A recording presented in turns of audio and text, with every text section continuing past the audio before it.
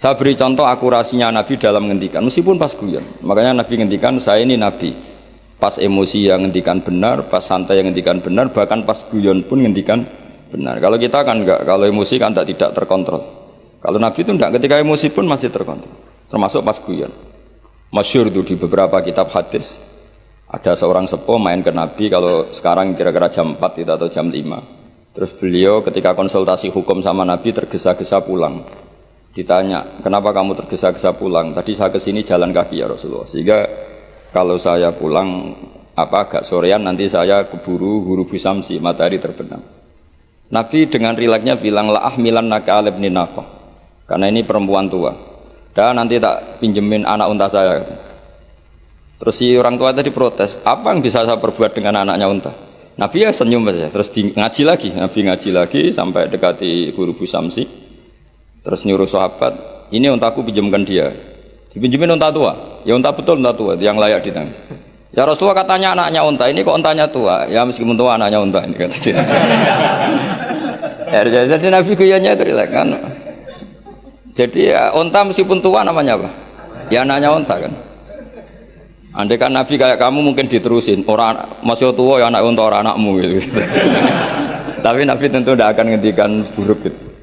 Jadi Nabi guyon aja masih, itu kan mengundang orang tawa tapi ya enggak bohong. Coba unta itu anaknya siapa? Meskipun tua. Tapi pikiran kita kan kalau anaknya unta itu kecil, yang nyuruh gitu itu siapa? Karena cara berpikir Islam itu gampang. Jadi hadhil alam raya ini berstatus maujudat. Maujudat itu punya eksistensi. Tentu kalau al-maujudat logikanya khalaqaha maujudun, harus diciptakan atau disebabkan oleh hal yang maujud. Karena maujud ini maujud berstatus pencipta, maka harus digelari maujud yang super. Nah, super ini dalam bahasa Islam disebut wajibil wujud. Sehingga perdebatannya Islam itu kalau ketemu orang ateisme itu aturannya jelas, am khuliqu min ghairi syai'in. Kalau kalian mengatakan alam raya ini dimulai dari ketiadaan, berarti sama juga kita mengatakan ada wujud, ada eksistensi yang disebabkan oleh ketiadaan. Berarti nanti kan jadi kacau, logika ini kan kacau. Makanya disebut fi jadalil Quran. Maka saya kalau ngaji berkali-kali cerita, dulu ada orang namanya itu Jubair bin Mut'im. Jadi ada namanya Muhammad bin Jubair bin Mut'im, itu bapaknya dia itu min dahiyatil Arab, orang Arab paling cerdas. Saking cerdasnya dia sampai jadi delegasi ketika mau membebaskan tawanan perang di Badar. Jadi perang Badar intinya menang Nabi, yang kalah ditawan, namanya Asra Badrin, tawanan-tawanan perang apa? Badar.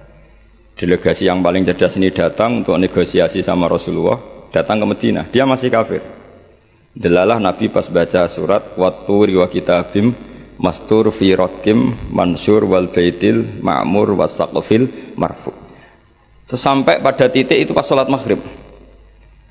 Dia sholat maghrib itu Allah berargumen gini, enggak apa-apa saya ada Tuhan, kata Allah, enggak apa-apa saya ada Tuhan, tapi buktikan kalau kalian itu Tuhan. Caranya gimana? Anda harus yakin kalau Andalah pencipta langit dan bumi. Am khalaqus samawati wal ardh. Kalau Anda bala yukinun, mereka pun dikatakan pencipta langit bumi itu enggak mau, karena memang nyatanya mereka tidak pencipta langit dan bumi. Kalau ada Tuhan selain saya, kata Allah, aruni madza khalaqu minal ardi am lahum syirkun fis samawat. Kalau ada Tuhan selain saya, tunjukkan reputasinya apa ketika aku bikin langit. Mesti melok bangun apa melok menek-menek noto gitu. Am lahum syirkun fis samawat. Kalau tidak bisa bikin langit semua, setidaknya ikut kontribusi. Syirkun itu memberi andil. Urun semen sito atau dua, pokoknya ikut urun. Ya kalau kalian tidak merasa sebagai pencipta, ya harus berpikir bahwa alam raya ini diciptakan tanpa sebab, tanpa pencipta.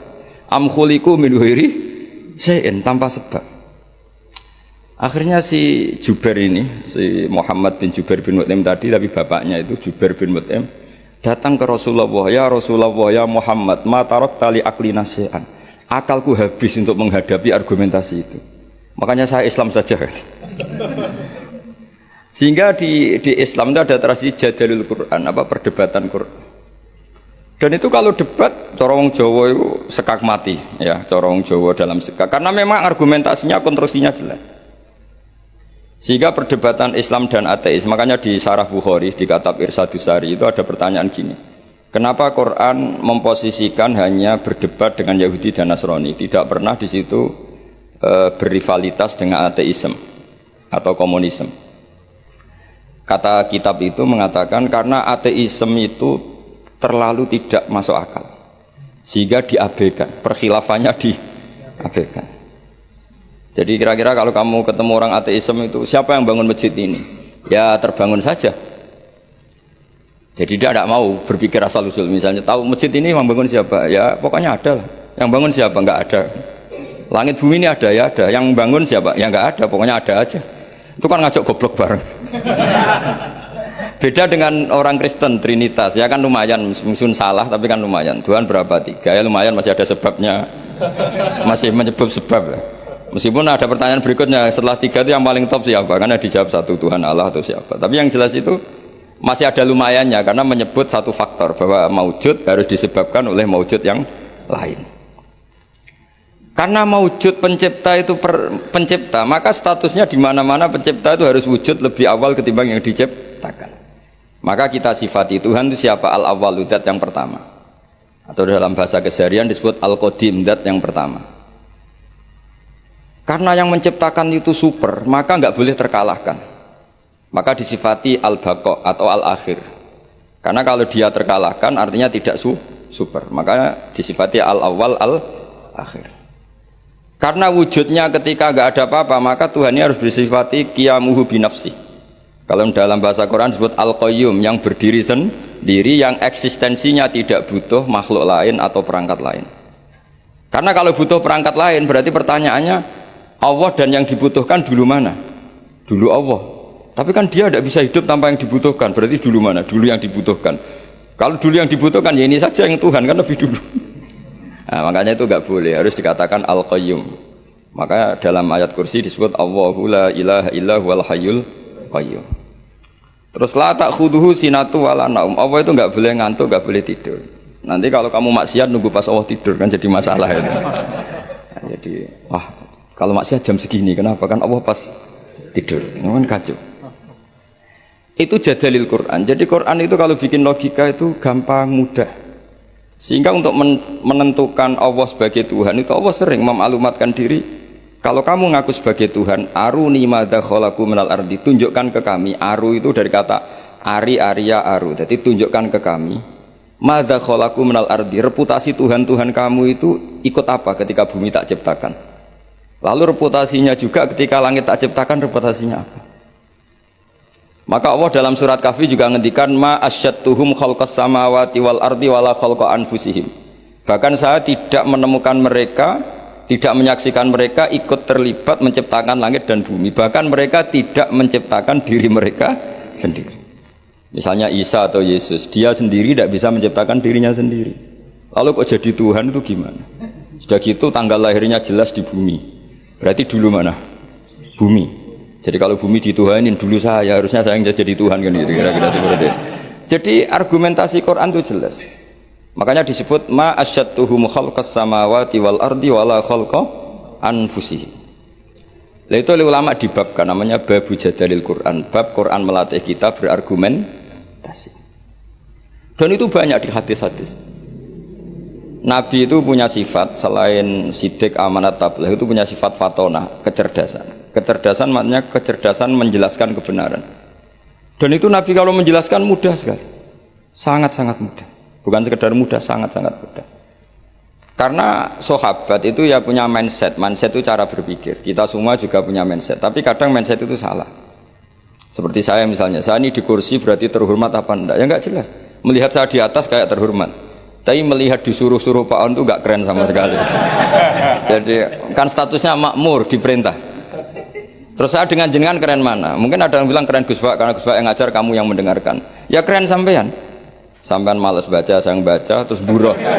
Terus sudah Gus, sampean yang menerangkan saja, kita tinggal dengarin. Kan kita bos, tompo mateng gitu. Kalau melihat itu ya keren sampean. Sorong Jawa itu nyewakno itu.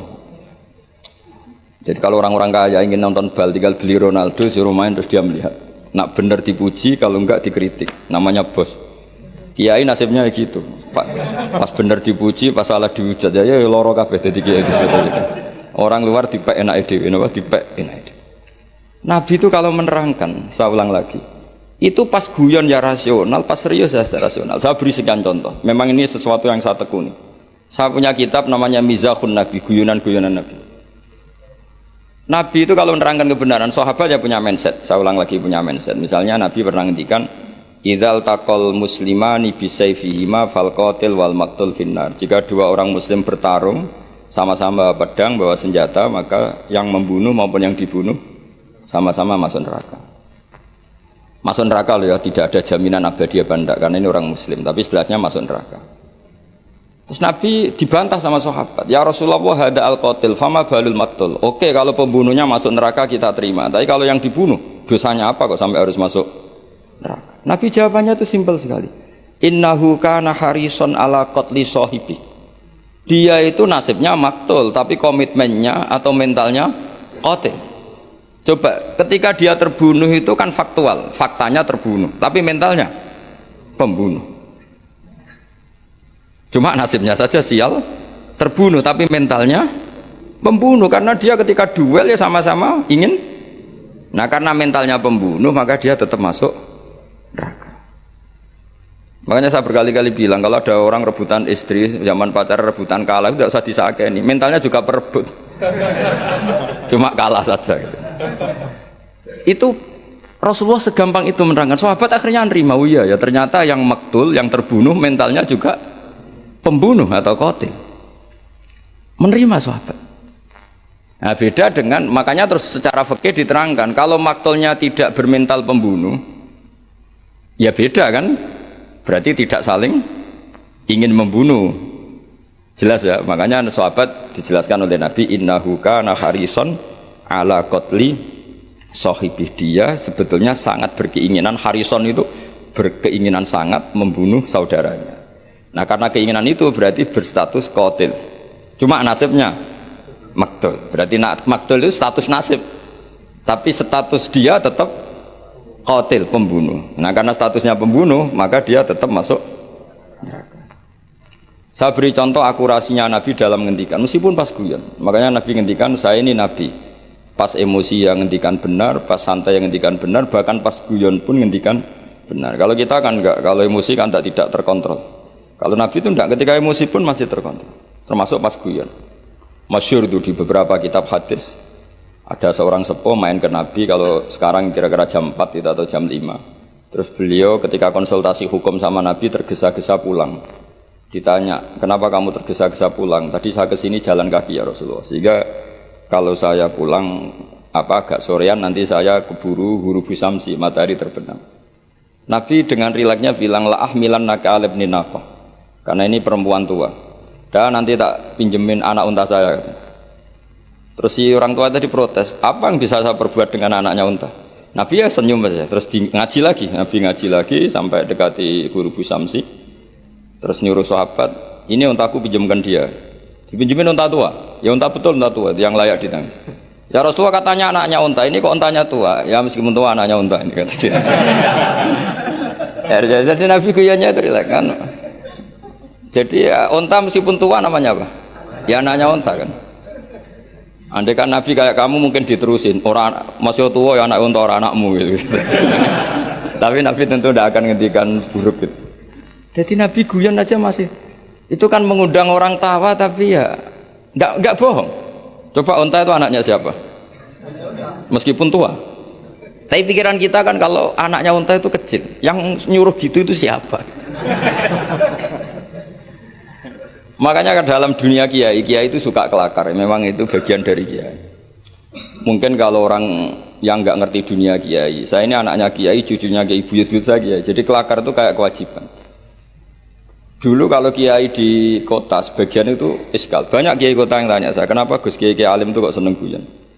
Saya tanya, kamu tanya apa gugat? Gitu. Kalau tanya tak jawab, kalau gugat enggak. Gitu. Tanya Gus. Begini cara berpikir kiai ini, maaf ya, ini mungkin beda. Kalau adat kiai itu gini, masyarakat itu kan menyimpan segudang pertanyaan agama. Dan itu malu kalau kita terlalu wibawa. Segan. Kiai itu kan sudah alim, orang walim itu bawaannya wibawa. Kalau nggak kelakar itu orang nggak berani tanya. Sehingga memang kiai harus punya sisi rileks supaya yang tergumpal pertanyaan berani mengutarakan. Meskipun harus punya sisi aura karisma untuk menjaga wibawa agama. Dan kiai itu bisa semua, ya kadang karismatik, kadang guyon. Ya seperti kita ngadepi anak istri kan gitu, kadang kita wibawa di jam belajar. Tapi kalau sampean wahai blojo terus wibawa istri tidak berani, bisa gak ada masakan gitu. Ada saat kita harus kelakar. Makanya Rasulullah itu saking seringnya kelakar itu sampai orang tanya itu urusan pribadi sekali. Ya Rasulullah tadi saya hubungan suami istri, hubungan intim, lalu tidak keluar mani, tidak inzal. Saya harus gimana? Harus wajib mandi enggak? Itu ditanyakan. Karena Nabi kalau sekali rileks, sekali kelakar itu, sekali guyon, itu sahabat halal pribadi saja ditanyakan. Andai kan Nabi terlalu wibawa, maka hal-hal harian yang terkait suami istri tidak terkuat. Sampai ada seorang perempuan ngaji itu tanya, ya Rasulullah kalau perempuan bermimpi keluar mani gimana? Itu perempuan pinggirnya itu menghujat, kamu itu bikin kita malu di depan Rasulullah. Masa gitu ditanyakan? Nabi rileks jawab, innallaha la yastahyi minal haq. Allah itu tidak malu membicarakan sesuatu yang hak. Jadi itu kenapa kiai-kiai itu jaga energi guyon, karena kalau sampean memang bisanya guyon, mau tidak mau harus guyon. itu karena tadi untuk menjaga energi tadi. Makanya ada cerita di hadis. Yadhakur robbu ila salasati nafarin. Allah itu tertawa melihat 3 kelompok. Ada orang Bedui tanya dari belakang. Ini hadis di Sunan Ibnu Majah, termasuk kitab 6 yang mu'tamadah. Al-Kutubus Sittah al-Mu'tamadah diantaranya adalah kitabnya siapa? Ibnu Majah, yaitu Bukhari, Muslim, siapa lagi? Abu Dawud, Tirmidzi, Nasai, Ibnu Majah. Itu sudah sesuai kelasmennya. Al-Muqaddam tentu Bukhari, setelah itu apa? Muslim, Abu Dawud, Tirmidzi, Nasai, Ibnu Majah. Terus ada yang menambahkan musnadnya Ahmad bin Hanbal. Itu di situ orang Bedui langsung bilang gini, awayat hakur robbu ya Rasulullah, masa Tuhan itu tertawa? Iya, kadang ya tertawa, ya tentu dengan makna yang layak bagi Allah Subhanahu wa taala. Enggak usah bayangkan tawanya kayak kamu. Terus kata si Arabi tadi, idzan lana dimamin rabbin yadhaku khairan. Kalau gitu kita tidak akan kehilangan kebaikan dari Tuhan yang mau senyum. Makanya kalau Tuhan mau senyum pasti baik. Makanya si Arabi tadi terus bilang gini, ya Rasulullah, saya itu gak suka kalau nanti dihisab bapak saya. Kenapa? Bapak saya kadang masih ngomel-ngomel. Inginnya dihisab Allah langsung. Kenapa? Karena Allah lebih arhamur rahim. Jadi dulu itu Nabi itu mensuasanakan ngaji itu rileks. Sehingga kadang Nabi itu ya didebat dengan sesuatu yang Nabi sendiri kaget. Misalnya Nabi pas khutbah itu masyhur, khutbah nerangkan kiamat. Ya pas khutbah Jumat nerangkan kiamat. Ada orang Bedui yang gini, ya Rasulullah jenengan ngomong kiamat terus tapi nggak jelas tanggalnya.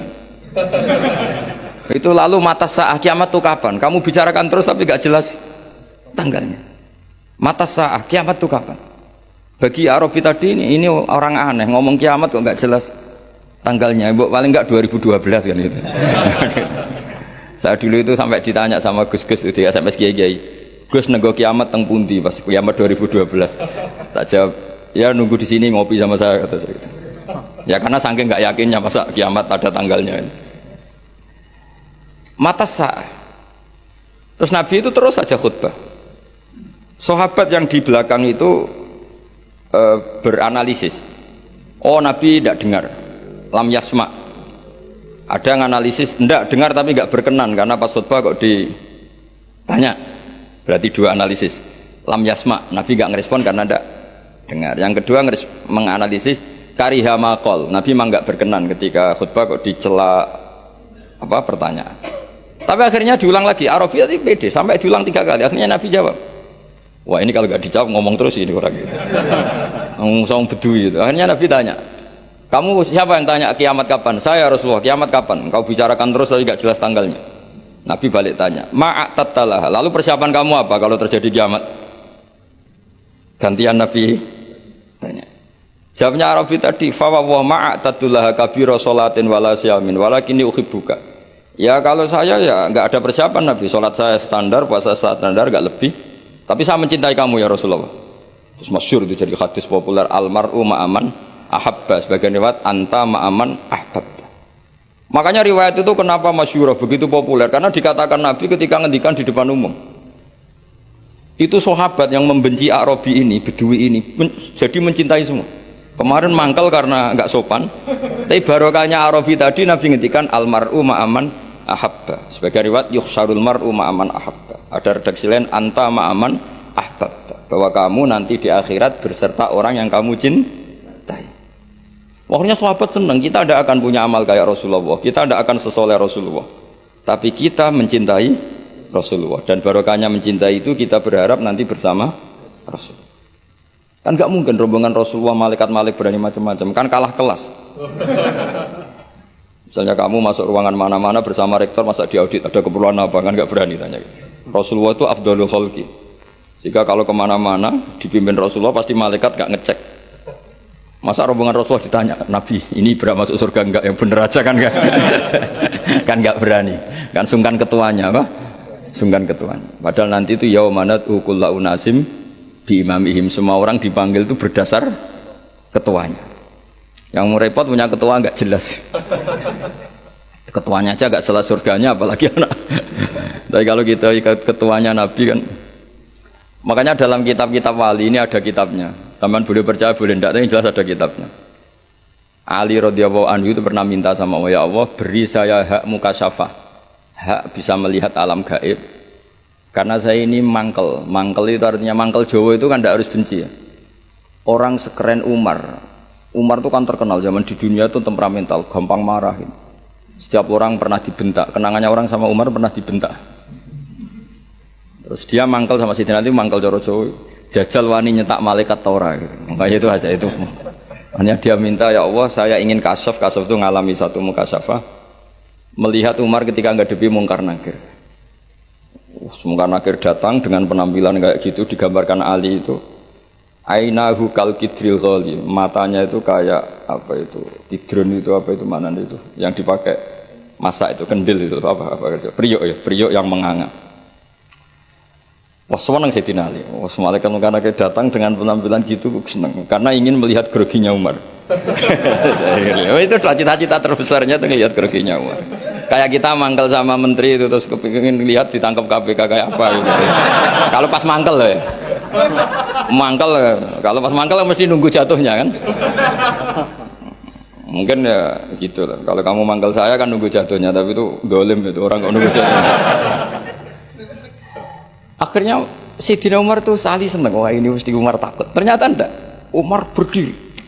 Dua malaikat tuh dibentak. Hai malaikat, kamu tahu ngadepin siapa? Enak saja kamu gitu. Lemangnya kamu siapa? Saya temannya kekasih bosmu, kekasih Sayyidukum. Saya ini temannya kekasih bosmu, maksudnya Allah. Maksudnya temannya Nabi Muhammad. Nabi Muhammad kan kekasihnya Allah. Bu yang sopan ngadepi temannya kekasihnya Allah. Saya malaikat ini komunikasi sama Allah disuruh. Ya memangnya kamu harus sopan, jangan seperti itu. Artinya Sayyidina Ali terus bilang, ternyata Umar itu galak sampai mati. Galak sampai mati. Sama ndak usah protes, apa alam seperti itu mungkin? Ya jawabannya mungkin. Kalau Allah menghendaki itu mungkin, karena Allah pernah mensifati dirinya itu alimul ghaibi fala yuzhiru ala ghaibihi ahadan illa manir todo mir rasulin fa innahu yasluku min baini yadayhi wa min khalfihi rasada. Jadi Allah itu zat yang ngerti alam gaib. Alam gaib ini enggak akan dimengertikan Allah kepada siapapun kecuali orang-orang yang dipilih. Makanya Allah itu punya sekian sifat misteri ya. Ada alam gaib yang tahu hanya Allah. Tapi ada sesuatu entah berapa jumlahnya dibocorkan kepada kekasihnya. Sehingga di Masjid Konstantinopel, di Masjid apa Arya Sofa ya, yang jadi Konstantinopel apa? Yang di Turki itu Konstantinopel. Ya. Itu ada hadis lataf tahunal Konstantiniyah. Hadis itu diriwayatkan Imam Bukhari tahun 200 Hijriah. Menjadi kenyataan itu 1000 tahun setelah hadis itu dikeluarkan. Itu kan unik. Jadi Nabi itu kalau ngendikan zaman akhir itu detek. Uridot aliyah ummati, umatku dipertontonkan ke saya. Jadi sebelum Nabi meninggal, itu semua umatnya perilakunya dipertontonkan ila yaumil kiamat. Mungkin Nabi yang menangi. menangi dosen, menangi gaya kayak UI ngaji gini. Mungkin Nabi ngaji kok gitu aneh.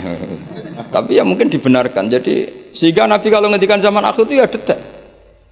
Termasuk nyuwun sewu Nabi pernah ngendikan ya'ti 'alan nas zamanun katsirun khutoba'uhu qalilun ulama'uhu, nanti di zaman akhir yang pengkhutbah banyak tapi ulamanya sedikit, yang ngomong agama pinter banyak tapi sebenarnya nggak bisa ngaji buat rame-rame tok.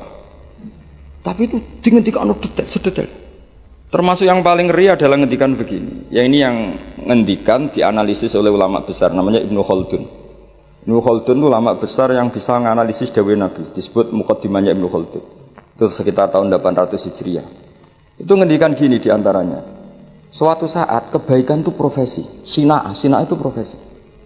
Dulu kalau orang rumah anak yatim yang rumah saja, kalau ngajarin santri ngajarin saja, kalau jaga keamanan negara jaga saja, semuanya hisbah itu ikhlas. Sekarang kebenaran itu profesi. Jadi suatu saat kebenaran atau kebaikan itu profesi. Kadang ada orang wataknya itu kurang baik, tapi dia senyum terus. Memang tugasnya harus senyum. Wong dia pramugari mau tidak mau. Meskipun di rumah tukang merengut, kalau pas tugas ya senyum. Coba kalau Anda punya istri pegawai bank, itu senyumnya sudah habis. Karena di tempat kerjanya senyum terus, suaminya tinggal dapat dampratan karena itu. Jadi suatu saat kebaikan itu profesi. Artinya profesi itu senyum tentu ibadah kan, kata Nabi, kalau kamu tidak bisa sedekah, paling tidak sedekah walau bitol qoti wajhin, meskipun dengan wajah yang itu yang meraktekkan siapa coba? Kiai apa pegawai bank sama pramugari? Kadang Pak On tuh berdudut melihat UI gak seneng ngaji, Pak On mesti berdudut. Wong yang pegawai bank aja gampang senyum ahli ibadah kok ini ketua. Jadi tegas juga kadang profesi. Makanya saya pernah ditanya satpam. Saya sering punya santri reserse, tanya gini ke saya. Gus, suudzon tuh haram enggak? Ya haram. Saya ini reserse, profesi saya harus suudzon. Ini kalau ada orang pegang-pegang motor ngunci gak kena-kena, ada apa itu kok? jadi zaman akhir itu suudzon saja profesi. Coba kalau Anda jadi reserse atau satpam, terus ada orang kunci motornya kesulitan. Kalau kamu gak satpam, mesti pikiran pertama itu mungkin kuncinya gak pas ya, apa agak error ya. Tapi kalau pikiran security, dapat. Artinya seudon saja suatu saat itu ya profesi. Guru ya profesi. Kalau di kelas ngajar itu wah masya Allah karena ada gajinya. Setelah di rumah nggak mental guru, orang bodoh dibiarin kan. Lu kenapa kamu nggak ngajari tetangga? Kan nggak jam ngajar. Jadi ini, lah sekarang itu entah ini bukan nyindir. Sekarang itu kayaknya sudah. Jadi sekian kebaikan itu profesi. Maka ada guyonan. Ini kisah nyata Pak On. Ada imam masjid besar datang ke Surabaya, ketemu kiai Indonesia. Ini kisah nyata, bukan anekdot. Singkat cerita si imam masjid ini bangga, negara saya itu muadzin saja naik BMW. Memang betul, saya pernah ke negara itu, muadzin saja naik BMW. Itu yang imamin sholat, itu digaji 1 bulan 30 juta. Hitung saja sholat 1 hari berarti 5 kali ya. Berarti per 30 ganti 1 juta ya. 1 juta berarti 1 juta dibagi 5, berapa? 200. Jadi dia bangga, kalau di sini nggak ada gajinya. Kadang kok imamnya aja nggak naik. Kok imamnya aja tidak naik BMW apalagi muadzinnya.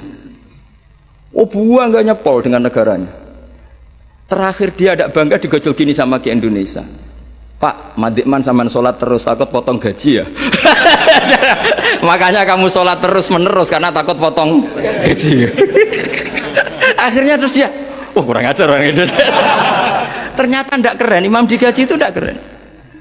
Coba kalau misalnya UII, rektor resmi gaji yang jadi imam, terus istiqomah jadi imam terus, mesti orang kan, wah ini takut potongan gaji ini. Jadi artinya gini ya, gejolokan Rasulullah itu nyata. Suatu saat kebaikan itu profesi. Coba muadzin di negara sebelah itu digaji enggak? Digaji. Imamnya juga digaji, bahkan muftinya juga. Makanya Indonesia itu harus bersyukur, banyak ulama yang ikhlas-ikhlas. Di kampung itu orang mau ngaji jam kapan saja. Saya itu ngaji di rumah saya, itu mulai subuh sampai isya itu yang ngaji siapa saja. Mulai orang bingung, setengah bingung. Mulai profesor sampai tukang, ada aja. Ya ngaji saja, gak kepikiran hormat saya juga gak kepikiran dihormati mereka. Karena kita ingin kebaikan adalah hisbah lillahi ta'ala. Allah ngajarkan kita ngajar, ya ngajar aja. Tapi Nabi itu pernah ngendikan yang dianalisis oleh Ibnu Khaldun, suatu saat kebaikan itu sina'ah, profesi. Nah, kenapa beliau ngendikan itu? Karena begini ceritanya. Hajjat itu orang nakal, Sajjad bin Yusuf. Orang nakal, masyhur itu, Hajjat itu termasuk tragedi dalam sejarah Islam. Itu pernah ada makhluk bernama siapa? Hajjat. Hajjat itu musuh besarnya Abdul bin Zubair.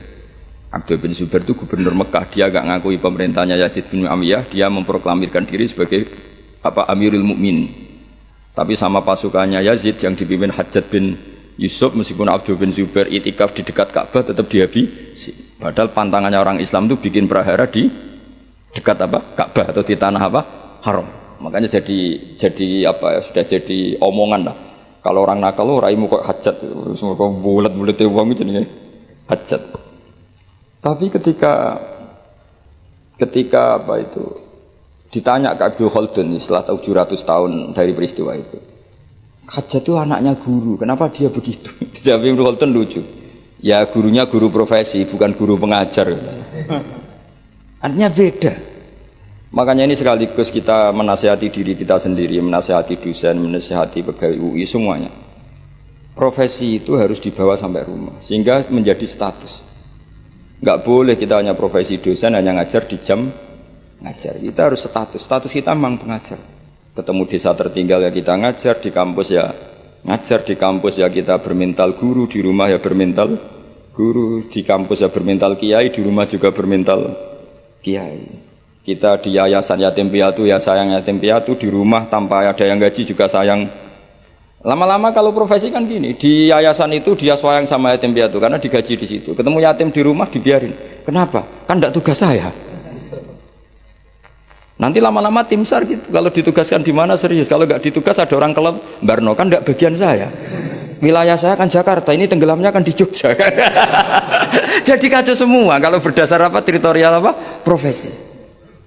Itu Nabi sudah mengingatkan, kalau kamu jadi orang baik, berbaiklah karena hisbah. Bahwa dunia modern mengharuskan ada wilayah teritorial, ya monggo, itu bawaan modern.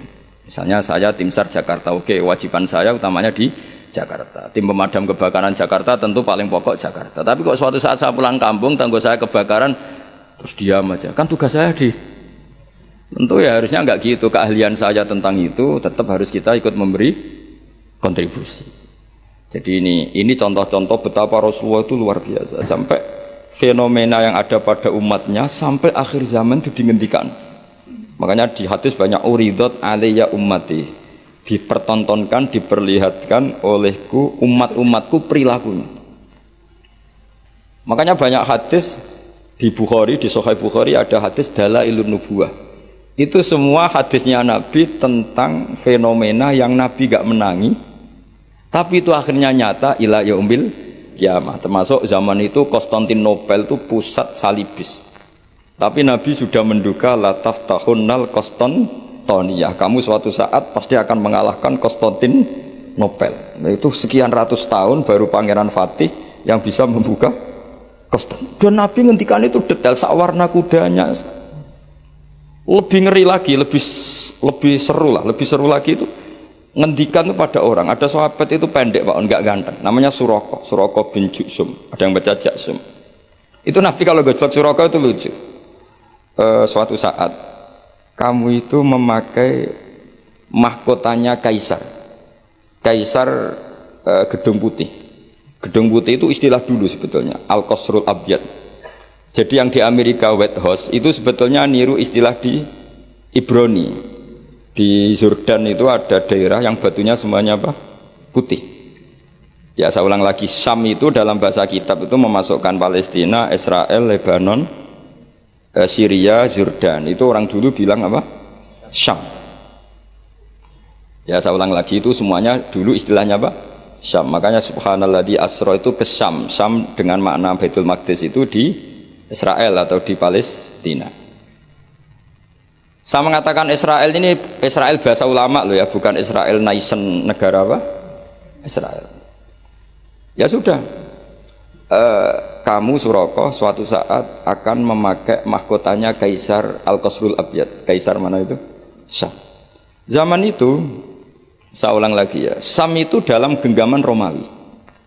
Ya makanya kalau Quran bilang Romawi itu bukan Vatikan Italia, itu enggak. Pemerintahan Timur Tengah yang dicaplok Romawi. Makanya ada hulibatir Rum fi adnal ardi wa hum min ba'di ghalabihim sahilibun, itu bukan Romawi Italia, apa kekuasaan Romawi, karena Sam zaman itu dicengkeram apa? Romawi. Sehingga enggak ada Islam di situ. Sudah. Itu kayak mokhal. Zaman itu Kaisar Romawi yang bercokol di mana? Sam. Itu kekuasaannya itu meliputi Syria, tadi apa? Palestina, Israel, Jordan, pokoknya semua negara. Suraqah itu ya percaya, tapi ya Nabi yang ngendikan ya. Dan lucunya ngendikane Nabi itu saat paceklik kelaparan, yaitu nggak makan 3 hari karena diembargo di perang Khandaq. Ada batu besar itu yang nggak bisa dipecahkan sahabat ketika gali Khandaq. Terus akhirnya nggak bisa dipecahkan padahal mau gali dan bisa dalam kalau batu ini terpecahkan. Akhirnya mereka matur ke Nabi, ya Rasulullah ada batu yang nggak bisa dipecahkan. Nabi dengan santainya minta kapak yang dibawa sahabat, coba kapak kamu bawa ke sini. Diambil, terus Nabi baca apa nggak tahu, terus kalau saya tahu kamu tuntut ijazah Gus gitu. makanya saya pura-pura tidak tahu. Nanti kalau saya tahu mesti pikirannya sampean gitu. Akhirnya di kapak Nabi itu ada sinar yang sampai tembus Al-Qasrul Abyad. Kata Nabi, dan itu uniknya semua sahabat melihat. Kamu tadi melihat apa? Kira-kira melihat Jordan, kira-kira gitu. Gampangannya gitu. Suatu saat nanti kamu akan menguasai Jordan. Terus kamu Suraqah yang pakai mahkotanya Raja Jordan, Raja Kaisar. Ya sudah, hanya gitu saja. Setelah itu Nabi wafat, Abu Bakar mimpin, tidak ada penaklukan itu. Era Umar mimpin, itu Sam itu dikalahkan oleh pasukan Umar.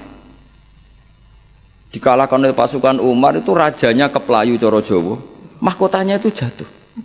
Mahkota dari emas, dari intan, akhirnya dipakai Suraqah.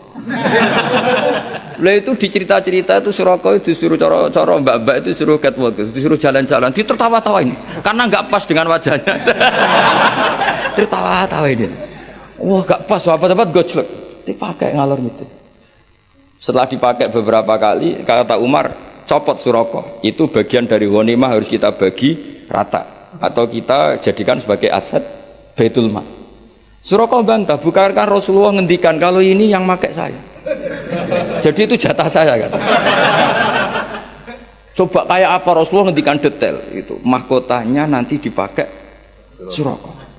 Padahal itu berapa puluh tahun dari Nabi ngendikan sampai itu menjadi kenyataan. Kayak apa Rasulullah? Makanya juga gak tahu apa kalau Rasulullah tahu kita setiap ngajar harus tanda tangan, itu gak tahu komentarnya. Ya semoga dimaklumi. Setiap habis khutbah juga itu gak tahu saya. Tapi semoga tadi saya minta, kalaupun kita punya profesi ngajar, harus juga berstatus pengajar. Sehingga di rumah pun kita ngajar, di mana-mana ngajar. Akhirnya Sayyidina Umar tuh saking alimnya ngendikan gini, innama qala Rasulullah lital bisaha walam yakul litamlikaha. Nabi ketika itu ngendikan apa? Hanya lital bisa, kamu yang memakai. Walam yakul, dan Nabi tidak ngendikan litamlikaha, supaya kamu memiliki. Maka ini tetap milik Baitul Mal. Soal kamu pakai, memang Nabi ngendikan pakai, sudah pakai dulu aja. Setelah kamu pakai ya sudah, ini milik negara kata. Jadi Nabi yang ngendikannya zaman itu ya kamu pakai, bukan kamu memiliki. Makanya Umar ingat betul ngendikannya Nabi di depan umum. Innama qala Rasulullah lital bisaha walam yakul litamlikaha. Nabi hanya ngendikan kamu pakai, bukan memiliki. Kayak apa Rasulullah? Makanya kalau melihat hadis Dalailun Nubuwah itu kadang kita malu karena sebegitu detail Nabi ngendikan fenomena zaman akhir, termasuk jumlah penduduk. Suatu saat jumlah perempuan itu melonjak jauh di atas jumlah laki-laki. Saya itu beberapa kali ditamoni TKW dari Hong Kong. Itu kalau cerita itu ngeri betul. Memang lelaki itu minim di mana? Hong Kong. Kalau di Indonesia sudah kelihatan, tapi lipatannya belum sampai 1:50. Itu yang ngendikan detail. Nabi itu ngendikan semuanya itu apa? Detail. Termasuk fenomena Islam di Timur Jauh, Timur Tengah. Kalau dalam bahasa Arab itu enggak ada Middle East ya, yang ada itu Asyirkul Awsat, Asyirkul Aqsa, asyirkul adna gitu. Makanya kalau dalam bahasa Arab itu ghulibatir rum fi adnal ardi. Ya saya teruskan ya dalam jadalil Quran. Jadi di antara mukjizatnya Nabi adalah kemampuan berargumentasi. Kemampuan argumentasi ini penting supaya orang itu berlogika secara sehat. Misalnya gini, saya beri contoh tentang jadalil Quran ya tadi. Kalau kamu merasa Tuhan kata Allah enggak apa-apa. Tapi untuk menjadi Tuhan itu ada syaratnya. Misalnya nuhani langit bumi ya harus menciptakan langit bumi. Masa nuhani langit bumi kamu sendiri wujudnya dulu buminya. Berarti bumi ketika ada nggak punya Tuhan, wong Tuhannya datang terlambat. Jadi logika Quran itu gampang. Makanya tadi pagi saya ngaji cerita ketika Fir'aun tanya Musa, "Wa ma Rabbul alamin?" Tuhan alam semesta itu siapa Musa? Musa jawab Rabbus samawati wal ardi, yang menuhani langit dan itu Fir'aun masih bisa ngeles. Ngelesnya kata Fir'aun, "Ma'alimtu lakum min ilahin ghairi." Setahu saya kemana-mana yang dituhankan saya. Soal kemungkinan Tuhan Anda di langit, terus Fir'aun manggil Haman, "Ya Haman ibni li surhal ali abluhul asbab samawati fa'attali'a ila ilahi Musa." Haman, bikinkan saya piramida yang tinggi, saya mau melihat Tuhannya Musa. Akhirnya Musa bingung, yang sawang sarap repot. Akhirnya Musa ganti argumentasi, yang nuhani nenek moyang kamu, Rabbukum wa Rabbu abaikumul awalin. Itu seketika para punggawa Fir'aun banyak yang iman, karena mereka baru sadar, loh iya kalau Fir'aun Tuhan berarti mbah-mbahnya tanpa Tuhan, kan yang jadi Tuhan cucunya, berarti mbahnya tanpa Tuhan. Ini kan jadi logika yang aneh. Oh iya sarap tenan Fir'aun. Akhirnya banyak yang iman. Nah banyak yang iman ini berdasar logika yang dibangun Nabi Musa, yaitu kemampuan jadal, kemampuan berargumentasi. Akhirnya di beberapa cerita semua kebijakan Fir'aun itu dibocorkan ke Musa, karena sebagian punggawanya sudah mukmin, termasuk ketika Fir'aun memutuskan Musa harus dibunuh. Orang-orang yang ikut rapat, yang ikut setuju Musa dibunuh itu orang-orang itu juga yang bocorkan. Makanya disebut waqala rajulun mu'minum min ali fir'auna yaktumu imana. Jadi ada orang-orang yang sudah iman tapi yaktumu apa? Imana, menyembunyikan iman. Nah, kenapa banyak orang mukmin? Karena tadi kekuatan logika. Nah, sekarang jadalil Quran itu problemnya agak dipelajari di kampus-kampus, di pondok-pondok jarang dipelajari. Karena mereka lebih suka berdebat untuk kepentingannya sendiri. Padahal berdebat itu menjadi orang sehat. Tapi bukan ingin menang-menangan, ya memang ingin cari apa? Kebenaran. Saya punya sekian contoh debat yang dilakukan para nabi. Saya punya kitab namanya Khilyatul Aulia, itu kitab indukan para wali. Jadi kalau kamu ingin jadi wali harus baca kitab itu. Itu 11 jilid, satu jilidnya segini. Jadi itu untuk menjadi wali itu harus khatam itu berapa? 11 jilid, satu jilidnya. Belum jadi wali udah mati lagi kira-kira kalau cari itu judulnya sudah Khilyatul Aulia wa Tabaqatul Asfiya. Jadi ini karangan tentang wali dan kelasmen orang-orang pilihan. Jadi orang pilihan ya ada kelasmennya. Ya sama di struktur wali ya ada ketua, ada sekretaris. Jadi tidak hanya di kampus ada rektor, ada wakil. Di struktur wali juga ada ketua, ada sekretaris, ada bendahara, macam-macam lah, ada struktur. Di antaranya itu diriwayatkan oleh gurunya Imam Syafi'i, namanya Sufyan bin Uyainah. Itu di antara gurunya Imam Syafi'i kan Imam Malik, Sufyan bin Uyainah, Sufyan As-Sauri, Muslim bin Khalid Az-Zanji, itu beberapa gurunya Imam Syafi'i. Itu ada perdebatan antara dua nabi besar. Nabi Yahya itu kalau hidup itu suka kumpul orang-orang soleh, karena hidup sama orang soleh itu nyaman. Kalau Nabi Isa enggak, beliau itu senang hidup di daerah orang-orang nakal. Dua nabi ini sezaman kemudian saling tanya, kenapa kamu suka hidup sama orang-orang soleh? Jawabannya Nabi Yahya ya karena bersama orang soleh itu nyaman. Terus kata Nabi Yahya, kenapa kamu suka hidup sama orang-orang nakal di komunitas orang-orang nakal? Jawabannya Nabi Isa itu, ana tabibun udawil mardo. Di mana-mana Nabi itu bengkel atau dokter. Di mana-mana dokter itu ya kumpul orang apa? Sakit. Sehingga semenjak itu orang itu ada ulama yang nekuni di kampus-kampus, ada ulama yang dakwah di daerah-daerah nakal karena udawil mardo. Jadi mulai dulu dia ada perdebatan. Nabi Isa itu orangnya itu kalau ngaji itu ceria sekali. Orangnya itu gampangan coro Jawa. Digojok sama Nabi Yahya. Kamu kok sering senyum, sering tertawa. ka'annaka ta'manu min makrillah, seakan-akan kamu itu tidak kena adab saja, kamu itu manusia tetap potensi kena adab. Sing Nabi Yahya itu penampilannya itu kumuh terus kusut, kelihatan susah, kelihatan gak nyaman di dunia saking takutnya sama Allah. Gantian digojlok sampai Nabi Isa, kamu itu kok sering masam, sering apa ya, pokoknya jangan cemberut, ka'annaka taknatu min rahmatillah, koyok rahmati Allah terbatas ya. Akhirnya terus jadi satu manhaj. Jadi satu manhaj kalau kita terlalu senyum kayak arogan yang nggak takut azab, tapi kalau terlalu susah seakan-akan nggak ada rahmatnya Allah. Semenjak itu terus ada khauf, ada roja. Jadi sebelum ada metode khauf roja itu jadi perilaku per satu nabi. Nabi satu milih khauf terus, nabi satu milih roja terus. Karena hadil ummah ummatun barokah, karena umat ini umat yang berkah, sehingga umat ini dibagi metode dua-duanya. Ada ulama yang jadi wali karena khauf, ada ulama yang jadi wali karena roja. Ada yang seperti sampean, roja ya gelem, khauf ya gelem. Ini agak kacau, ini kayak gaduh-gaduh ini manhaj roja ya. Artinya apa? Muamalah sama Allah itu tidak bisa kamu duga.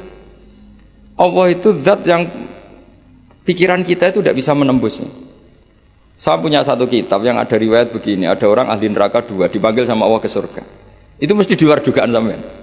Dipanggil sama Allah di surga. Dipanggil enak di neraka. Wah Gusti gak enak sama sekali.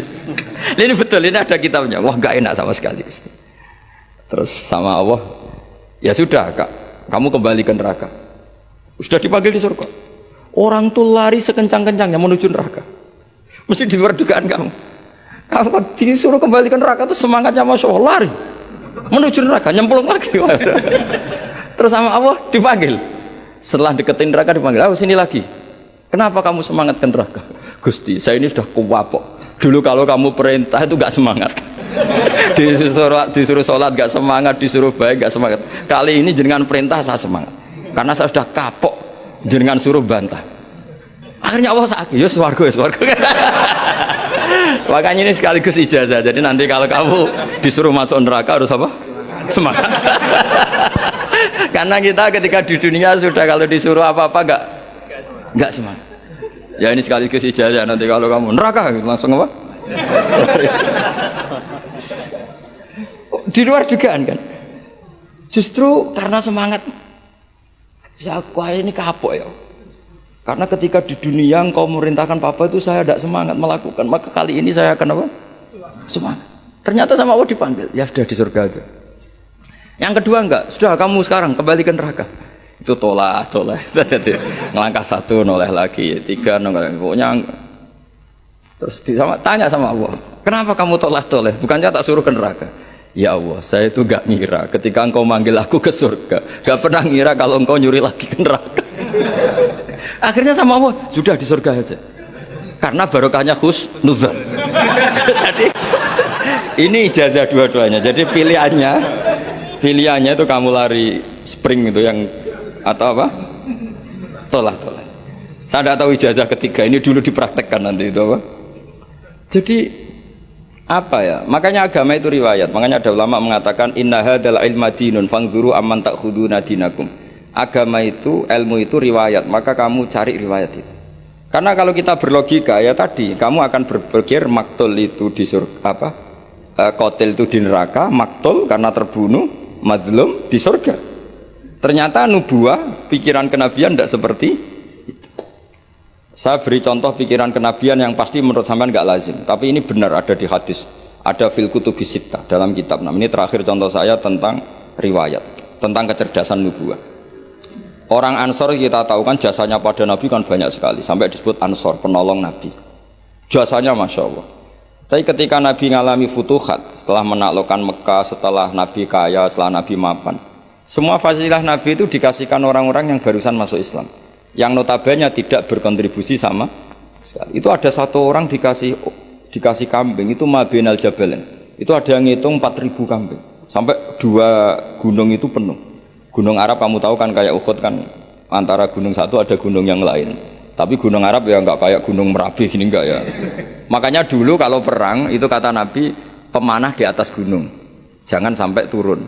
Karena manah dari atas gunung sampai ke bawah itu kena masih mati. Kalau gunung Merapi ya ngeleyang panahnya itu.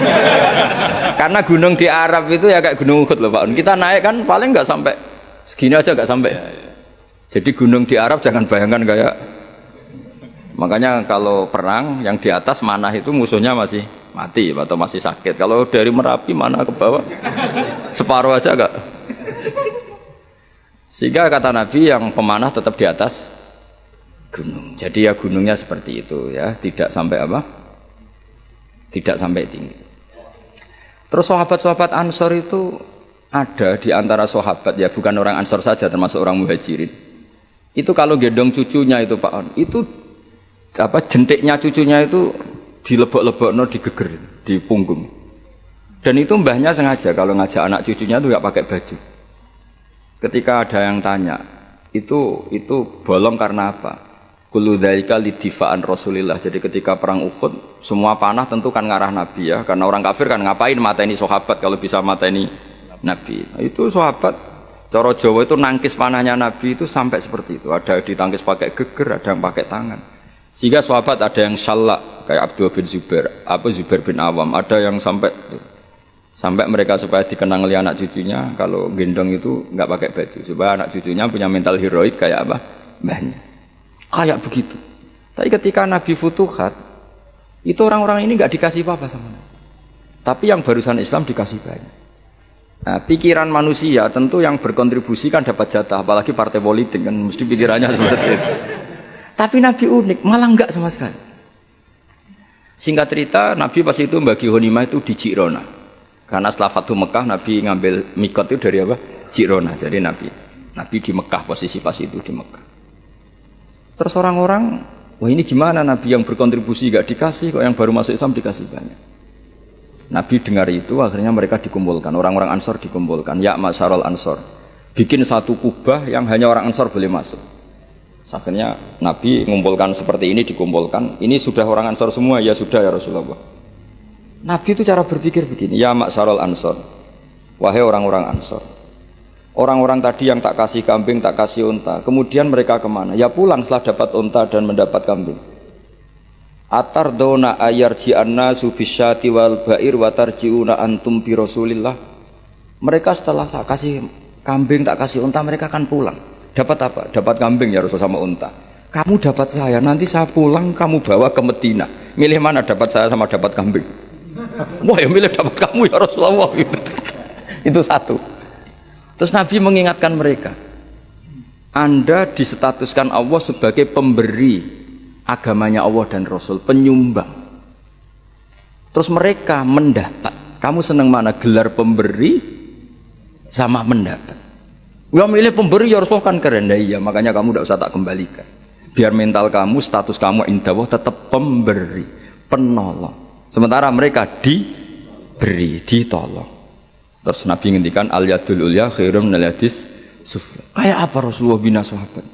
Semenjak itu orang Ansor meskipun Islam sudah menang, tetap mentalnya memberi. Ya sama lah kira-kira mentalnya sama negarawan. Mestinya mentalnya kan tanyakan apa yang kamu berikan negara. Jangan tanyakan kamu mendapat apa dari negara. Ya sama kalau kita mencintai UII, mencintai Islam, tanyakan apa pemberian kamu, kontribusi kamu pada UII. Jangan amen protes apa UII memberikan kita. Maksudnya dilatih jadi wali, ini cerita saja. Jadi Nabi itu cara berpikir itu beda. Ketika kebanyakan orang berpikir apa kontribusi di masa lalu harus dihargai, justru Nabi enggak. Maksudnya enggak itu kamu ini sudah heroik itu top karena memberi kepada Nabi, memberi pada status ini tidak boleh batal sampai kamu ketemu Allah nanti di akhirat. Akhirnya orang-orang Ansor radina billahi robba wa bil islami dina, ya sudah ya Rasul. Semenjak itu orang Ansor nggak pernah berebut kekuasaan. Termasuk nominasi khulafaur rasyidin itu nggak pernah ada orang Ansor. Mereka nggak mau apa yang sudah diberikan Allah dan Rasul kemudian mendapat sesuatu yang dohirnya itu jabatan. Tapi sama Allah dibalas. Zuriyahnya orang Ansor banyak orang alim alama, termasuk Syekh Zakaria Al-Ansori. Itu orang Mesir sebetulnya, dia orang Sahara. Tapi beliau bangga dengan status Al-Ansori karena mbah-mbahnya orang Ansor. Imam Qurtubi itu menamakan diri Anal Qurtubi wa Anal Ansori. Nah sekarang makanya ini harus dilatih, logika nubuwah itu harus dilatih. Bahwa kita saat memberi itu lebih bangga ketimbang saat mendapat atau menerima. Misalnya kita ngurmat yatim, suatu saat anak yatim ini jadi dokter sukses atau pejabat sukses. Kita harus berdoa supaya anak yatim itu lupa ke kita. Sekali ingat, kamu dulu tak rumat loh, ingat. Yang dulu kita pernah berstatus ana wa kafirul yatim kahateni fil jannah karena kita ikhlas. Tapi setelah anak yatim itu jadi pejabat, status itu hilang karena kita akhirnya dapat imbalan. Kan eman berstatus ana wa kafirul yatim kahateni fil jannah, saya dan perumat anak yatim seperti ini di surga. Tapi setelah yatimnya besar jadi dokter, minta apa? Imbalan. Loh kalau kita tidak minta nggak masalah. Misalnya anak yatim itu punya etika kemudian memberi kita, itu dalam syariat Islam kalau memberi itu nggak apa-apa, kita terima. Tapi kalau minta-minta itu masalah besar dalam tradisi apa? Islam. Makanya saya mohon ngaji ini menjadi ngaji riwayat sehingga orang dalam berislam tidak sering pakai logikanya sendiri tapi berdasar apa? Riwayat. Karena tadi ada pepatahnya ulama, ada dawe inna hadzal ilma dinun fanzuru amman ta'khuduna dinakum. Ilmu ini agama, maka lihat kamu mengambil agama itu dari siapa. Kalau orang bacanya Bukhari, baca Muslim, baca apa, dia pasti terbentuk oleh logika itu, oleh riwayat itu. Tapi kalau orang ngomong agama tidak pernah belajar Bukhari Muslim, ngomongnya tentang akalnya apa tentang riwayat itu? Akalnya dia tidak punya referensi. Dan dia tidak punya referensi. Tapi kalau dia baca banyak kan pasti terbentuk oleh sekian riwayat tadi. Tapi kalau enggak coba, kira-kira pakai apa? Misalnya gini, contoh gampang. Orang ada yang sholat di masjid terus itu, sholat sunat di masjid. Kira-kira kalau kamu berpendapat orang itu orang baik apa enggak? Baik kan? Karena selalu sholat di masjid. Tapi Nabi enggak nyatanya. Nabi malah negur orang itu. Hei kamu kenapa selalu sholat di masjid? Ya Rasulullah karena masjid tempat terbaik. La taj'alu buyutakum maqabira. Jangan jadikan rumah kamu jangan jadi kuburan. Rumah kamu harus dapat jatah apa? Sholat. Jangan semua kebaikan kamu dihabisin di masjid. Nah itu riwayat. Sehingga kita disunatkan selain sholat maktubah, qobliyah, badiah sebaiknya sebagian dilakukan di rumah supaya rumah kamu ada nur sholat, dapat cahaya sholat. Andai kan itu tidak ada riwayat, pasti kita sependapat dengan tadi. Masjid tempat terbaik untuk sholat, maka sholat di rumah, apa di masjid, di rumah tinggal makan sama bentrok sama istri kan gitu. Tapi tidak, ternyata Nabi menegur, masyhur itu, la taj'alu buyutakum maqabir. Sebagian riwayat, ij'alu, sebagian sholat kamu jadikan di rumah supaya rumah kamu dapat nurus sholat. Itu kalau gak riwayat gak bisa, karena kalau gak riwayat kan wah rumah itu ribet, istri kadang ngomel, anak rewel, gak pas kalau untuk ibadah. Mesti logika kita kan seperti itu. Tapi riwayat mengatakan tidak demikian. Makanya anak-anak saya itu seneng karena ya tadi kenangannya bapak paling habis datang sholat, habis ini baca Quran, sehingga rumah itu tidak semua sana. Coba kalau sampean misalnya sholat, wah biasanya habis dari masjid itu lapar, kalau gak disediain marah. Kan lucu kan, habis masjid suaminya takutnya ini, istrinya takutnya. Biasanya kalau habis terawih kan capek, di rumah mesti tak pertanyaan pertama, makan. Kan jadi makhluk aneh. Religius di masjid, di rumah garang. Tapi kalau sebagian sholat itu di rumah, misalnya witir di masjid 3 kali, oke lah ikut publik witir 3 kali. Itu ulama dulu sudah ada caranya. Kan ada orang yang tanya, saya ini kalau witir ikut di masjid 3 kali, lalu katanya Nabi kan witir harus sholat paling akhir kan, ij'alu akhira sholatikum witron. Terus ulama mulai dulu sudah jawab, kamu sholat lagi 1 rakaat di rumah berarti menjadi 4. Setelah menjadi 4 berarti sudah sholat syaf'un. Terus kamu sholat lagi 2 sampai jumlahnya 11 atau 13. Kan ulama itu berdebat, witir terbaik itu 13 apa 11. Sebagian ulama mengatakan 11, yang 2 itu berstatus ba'diyah isya. Tapi yang jelas tetap sebagian sholat itu di rumah. Makanya Nabi Musa didhawuhi Allah gimana? Waj'alu buyutakum qiblatau wa aqimus sholah. Rumah kamu juga harus sebagai kiblat dan harus menjadi tempat sholat. Andai kan tidak riwayat, tentu kita membenarkan orang yang selalu sholat lama-lama di masjid. Tapi ternyata Nabi itu enggak. Kamu jangan gitu, rumah kamu harus dapat bagian sholat. Terus Nabi pernah ngendikan juga, ju'ilat lanal ardu kulluha masjidan. Semua buminya Allah hakikatnya berstatus masjid. Rumah kamu kan ngenes, mbok goni kowe mangkel. Bumi itu paling bangga kalau dipakai sujud sama Allah. Kemudian sujud kamu dihabisin di masjid, di rumah pas ngomel sama istri terus. Itu bumi yang di rumah kamu mesti ngomel juga. Ini orang tidak benar, kenangan sama saya ngomel terus. Tapi kalau sekali-kali kamu sholat di situ kan, wah, alhamdulillah ini waras orang ini. Terus kedua, semakin banyak tempat sholat, semakin banyak saksi. Tanah masjid bersaksi kamu sholat, tanah rumah bersaksi kamu sholat dan sebagainya. Itu tidak bisa kalau kita tidak baca banyak riwayat itu. Kalau adegan kita hanya pakai akal pasti menjawab, ya bagus di masjid, kan sudah pas sholat ibadah di tempat ibadah. Ternyata cara berpikir nubuah tidak seperti itu ya. Saya kira demikian. Assalamualaikum warahmatullahi wabarakatuh.